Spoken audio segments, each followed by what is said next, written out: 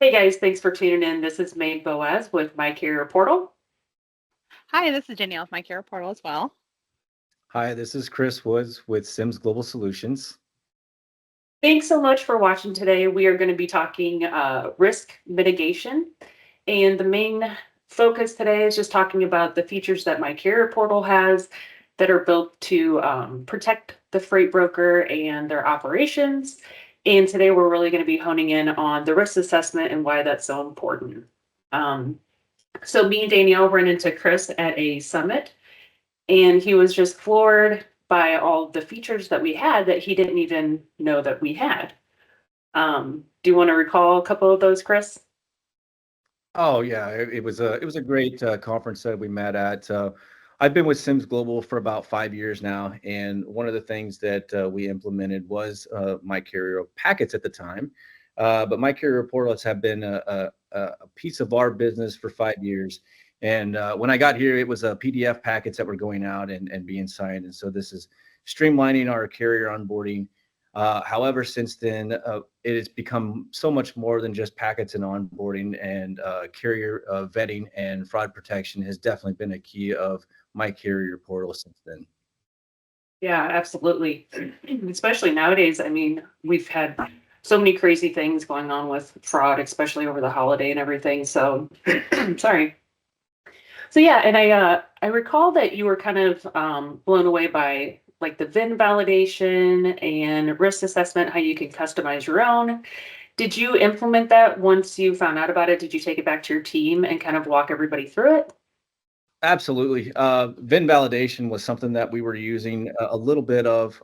One of the things that we pretty much implemented it on was some of the high fraudulent geographical areas, such as California, Chicago, and on the East Coast. And actually, we've actually turned that around, and we do VIN validations for every single load. It's a very valuable tool in terms of understanding what driver is actually on the load, and if that driver is even related to the carrier that you booked on the shipment. Yeah. Danielle, you want to kind of talk about the VIN validation process and how it works? Yeah, so whenever you're in the carrier profile, you'll click on the validate carrier and equipment and click on validate VIN and send a text to the driver. The driver gets a text on his phone. From there, he'll be able to click a link. It opens up his camera, so it has to be a live photo. And then he'll take a picture of his truck showing his VIN number. And then from there, we run that and take that information to show if it belongs to this carrier, if it belongs to somebody else, and give you all that information so you know who exactly is on my load. Nice. And so, I guess when you were reviewing the risk assessment with Danielle, it sounded like you actually hadn't gone through that in a long time and you hadn't updated it. Well, I guess first, Danielle, just kind of talk about why it's important to update the risk assessment and how often maybe our customers should be doing that. Yeah, I recommend about every 3 to 6 months. Probably quarterly is probably the best way I would do it, because really we're coming out with new things pretty often, especially here recently. And we're not pushing that through. If you have a customized risk assessment, that's not getting pushed through unless if it's something where we feel like it's dire need that everybody needs. So you'll get notified on it. So look for those emails, look for those announcements at the top of your screen here within my care portal. But definitely jump in, hop on a call with us, look at your risk assessment because you always need to keep that up to date. And as things change in the industry, you may need, hey, I need more cargo and insurance because I have a new customer. So always updating it anytime is right there within my care portal. Okay. And what were some of the things that you actually did update, Chris? Two of the big major features were the carrier FMCSA changes in the last 60 days. That was one that we've already been able to prevent some fraudulent activity. And then the other one was the incident reports of fraud, and some of the peers in our industry that are reporting through my carrier portal. Okay. So part of the updates for the FM CSA is I might mess this up, but the MCS form or MCS 150 form, MCS right? 150, yeah, MCS 150, yes. Okay. And what does that form actually show you when you look it up? Anytime that a carrier has an update to either a physical address, a phone number, fax number, and a fleet size, right? So it alerts you that there's been any updates to the MC number. And what we're finding out is that a lot of fraudulent carriers out there are buying good MC numbers that are already embedded into your ecosystem, and they're becoming fraudulent carriers just by purchasing that identity, right? So they purchase the emails, they purchase the phones, they purchase the entire book of business, and they infiltrate your system by doing so. And those MCS 150 reports are definitely red flagged in our My Carrier portal. Yeah, and even if you see something pop up where it says like a fleet size got changed from, one truck to 20 trucks overnight or 20 trucks down to one truck, that's definitely a red flag too to look for. And then if the address is being changed from one state to another, typically carriers don't actually move like that. So that's usually like indications of an actual company name change, even though they're not specifically saying the contact name change. So yes, definitely something to look for there. Okay. And I guess for the layman, maybe people don't understand this part of it, but how is a bad actor or a fraudulent carrier able to purchase a good MC? Matter of fact, it's there's actually Facebook pages out there where the fraudulent carriers are posting, "I will buy your MC," and yeah, that's one of the main sources of soliciting MC numbers. They're Interesting. paying big Okay. money for it too. Okay. And then I think another thing that you guys had reviewed were the AM Best ratings. And maybe Danielle, if you just want to kind of talk about what that is and why it's important, what to look for. Yeah, so with the AM Best rating, especially depending on what type of freight you're running, if you're running anything higher value, really just keeping your like an A rating, I recommend.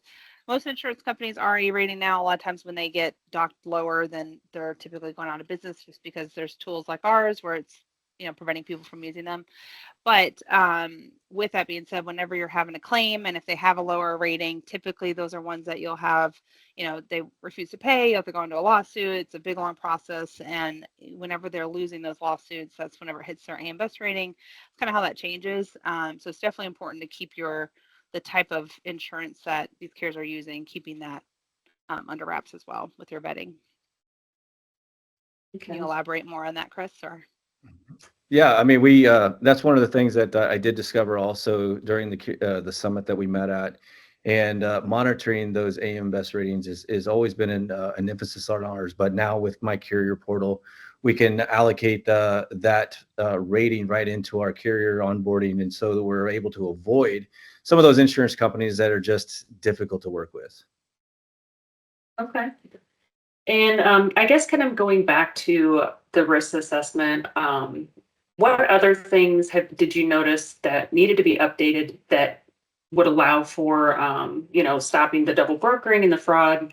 Is there anything else that kind of stood out to you? Well, I think it's always been there, but the duplicate addresses, the duplicate phone numbers. One of the things that we are tasked with right now is when we do find a carrier that comes across that is docked with duplicate phone numbers or duplicate addresses, we will find out who all the other MC numbers that have those addresses. We will download that from the carrier reports and then re-upload those and classify those as blocked carriers. One of the things that really helps us with is keeping those bad actors out of our TMS, out of our own ecosystem. We're able to take My Carrier Portal and make that a stopgap to the fraudulent carriers and keep them out from any other brokers bringing them into the TMS. Yeah, that's a good point, actually. There's a fine line there. Some people just want to work in their TMS and keep everything in there. But, I think best practice, I don't know, Danielle, what you think, but, I think it's definitely as it comes to detecting fraud at the carrier level, I think that you should work a lot in My Carrier Portal. What do you think?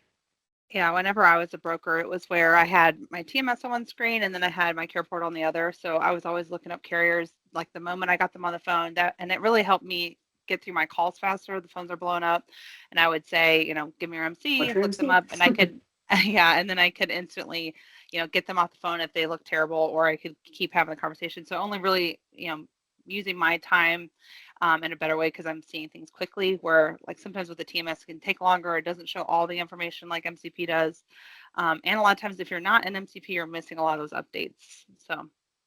Yeah, absolutely. And I know something else that we've recently implemented were the incident reports.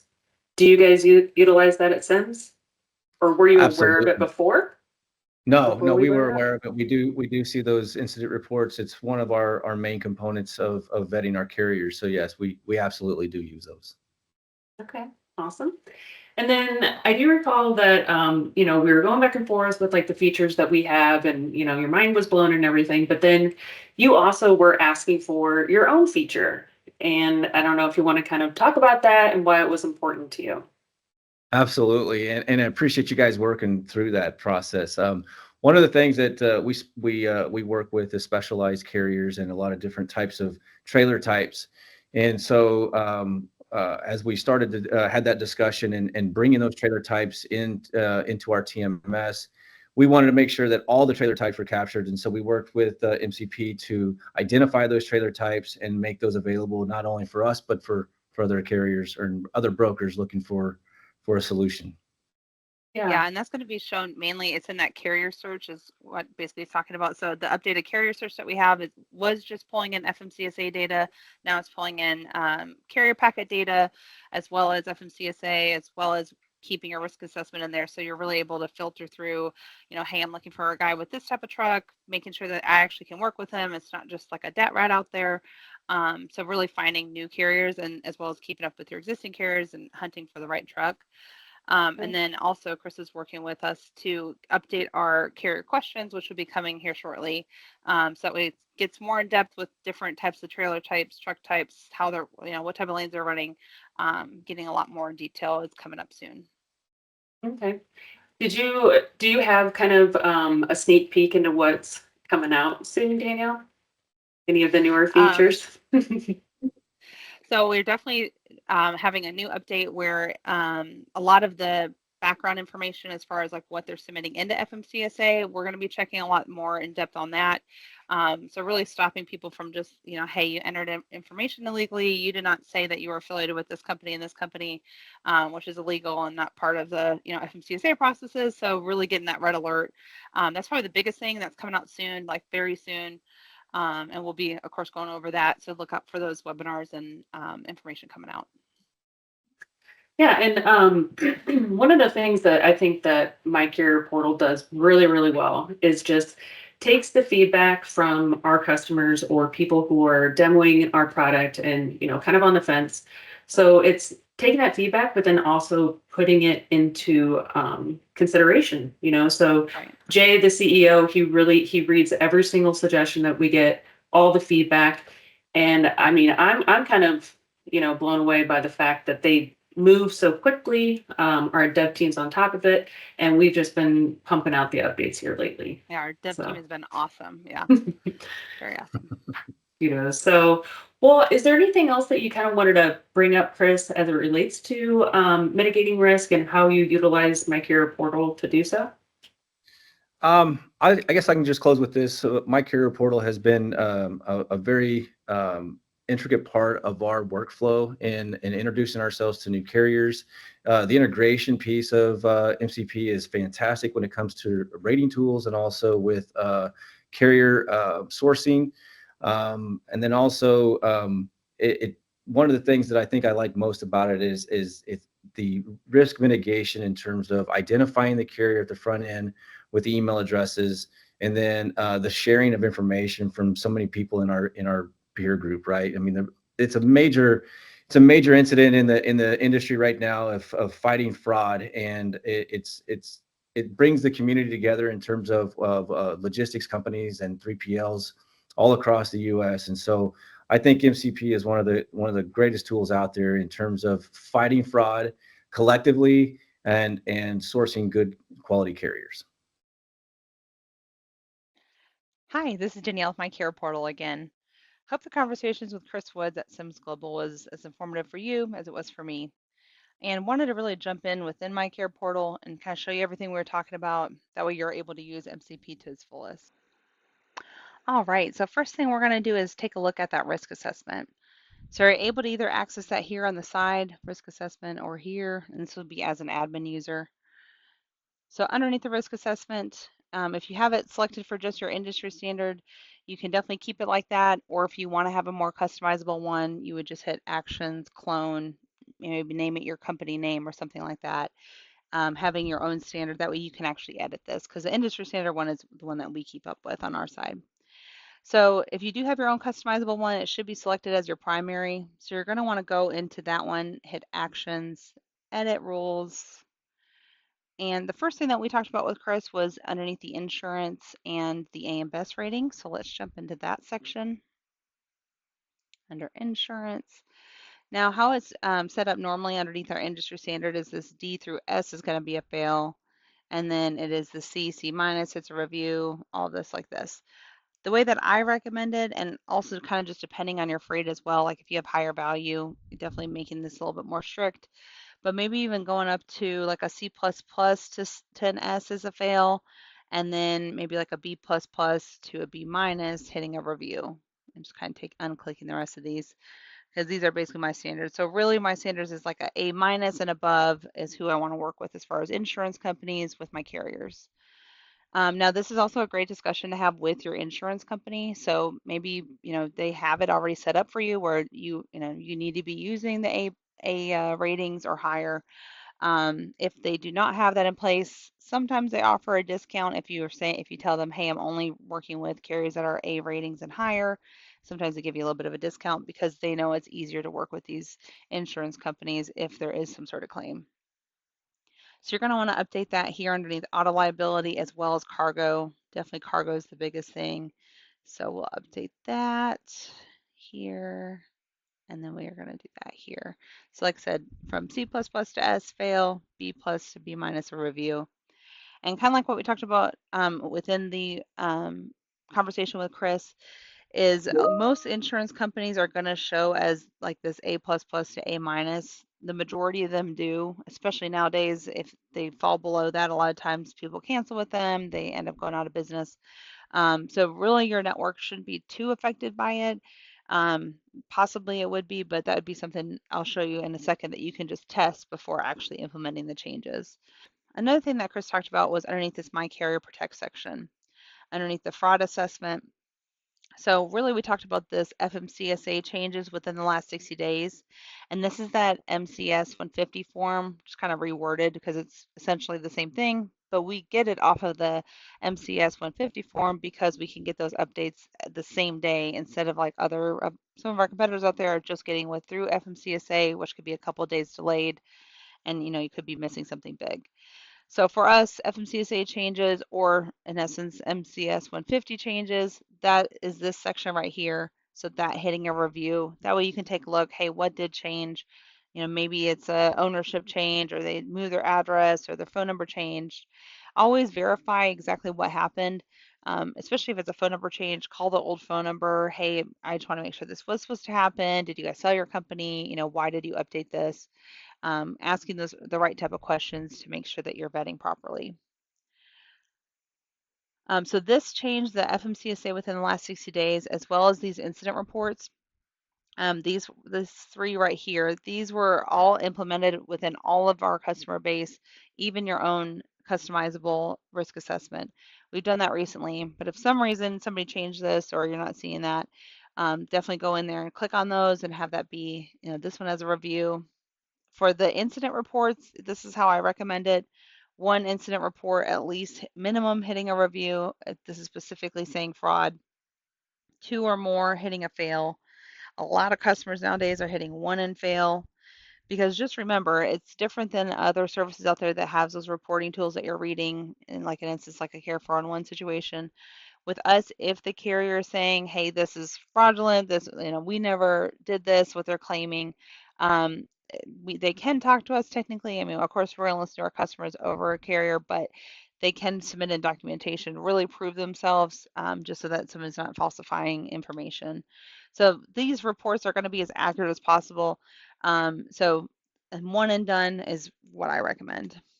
Now, the fraud part of this is going to include, so it's not going to just include fraud, but it will. So fraudulent activity, identity theft, If they've had double brokering of any kind, that will pull up.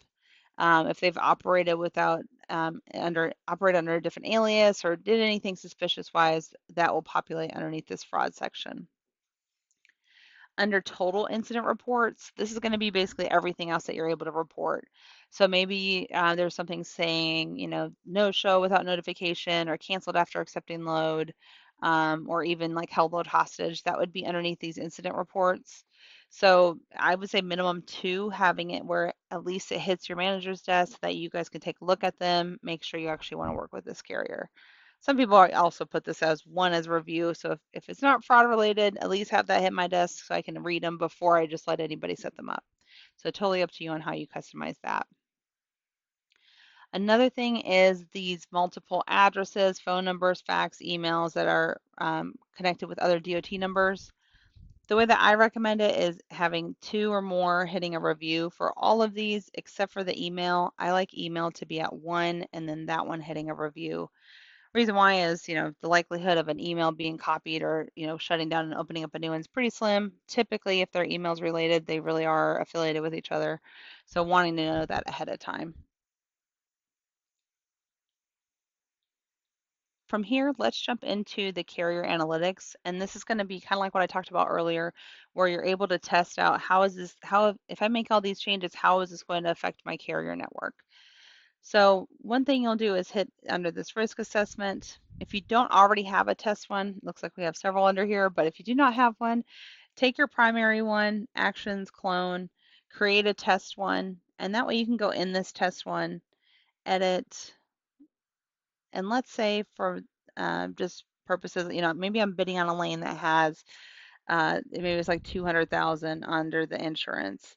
So 200,000 is what I'm bidding on right now. I need to know how this is going to affect my network of carriers or even all carriers within FMCSA, not just ones that I'm set up with. So I can go here, edit that, hit save. I can jump over to this carrier analytics, and then I'm able to see, okay, based on my standards, how will this affect my carriers? So let's say if I update my standards to where I have a minimum threshold of 200,000, or I'm bidding on this lane that was requiring that, how many of my carriers can use that? So under risk assessment, whatever your primary is will pull up first, but let's say this is your primary, this will be your network here. I'm just going to click on all carriers so I can show you better, but all carriers, how much of the percentage is hitting acceptable, moderate, review, unacceptable, and then toggling through to that, maybe that test one, so you can see that 200,000 change. Basically, a lot more jumped into that review required because they did not have that 200,000 minimum insurance requirement that I'm needing. So if I was bidding on that lane, I'd bid accordingly because I know I have a lesser of a pool that I can work with based on those standards. So basically the analytics is a great tool for you to use. You also can get really specific into, okay, out of all of the carriers that we're set up with, I want to know exactly how many of them, maybe have these multiple addresses or something. I can pull that up as click here. It'll pull in all that data once this loads here. It'll pull in all that data so that way all you have to hit is export, and you can even filter through for your carriers. You can do all carriers or just your monitored, being able to pull up that data and really dig into your network. Last thing I want to talk about is the changes that Chris suggested that we put into place in our carrier search tab. So under carrier search, new search, I'm going to show you kind of what all we implemented here. So before we just had these tabs up to this risk assessment section, and this is mainly pulling in FMCSA data. But you can either have it pull in all carriers, so every single carrier within FMCSA, I want to search and find new carriers. Or hey, I want to just see everybody who's set up with me or everybody that I have on my monitor list. A lot of times your monitored list is your onboarded, but you may have added more people that you just didn't set up. So depending on how you do that. But let's say all carriers, I'm trying to find some new carriers to help me with a lane. So just for example, let's say I'm looking for people who service, let's say New York. So I'm going to go to lane serviced. This is for destination. Hit New York. Okay, so you can see my carriers drop down to that. Let's say I'm looking for them to have a hazmat certification. So let's click that. That dropped to 2,800. But then on top of all of this, I want them to be able to meet my risk assessment. I don't want to just be working with DAT rats. I want to actually call people that are worth my time. So I'm going to hit acceptable and moderate just because both of those won't require the manager review. And that drops my results to 383. I can click view results. I can export this. It's going to pull into an Excel sheet for me that I can easily filter a little bit better. But here I can see all the carriers that meets that criteria. I have their contact info here. I can reach out to them. I see how many trucks they have too. So if I have a minimum truck requirement for this, lane I'm working on or something like that, I can see that here as well. So great tool. And with Chris's suggestions, this was all implemented: the lane service, certifications, truck classes, trailer types, and modes. And coming soon is going to be the trailer types will be updated with some newer information, kind of some more specialized equipment. So if you're happen to need something like that and you're not seeing it, definitely send us an email underneath that suggestions at mycarrierportal.com. That way we can get that implemented with those new updates we're going to do. That's everything that we talked about with Chris within this webinar today. So I hope you've learned a lot. If you have any questions, training's always free, so always reach out. You can either email this help email to get it scheduled, or we have a specific email for that, which is training@mycarrierportal.com. You also can call our help desk number, set that up over that way if you need to. And anytime you need any help with anything, that's always the best way to come to us is right here on the bottom part. All right. Well, thank you guys. Hope you have a good rest of your day. Bye.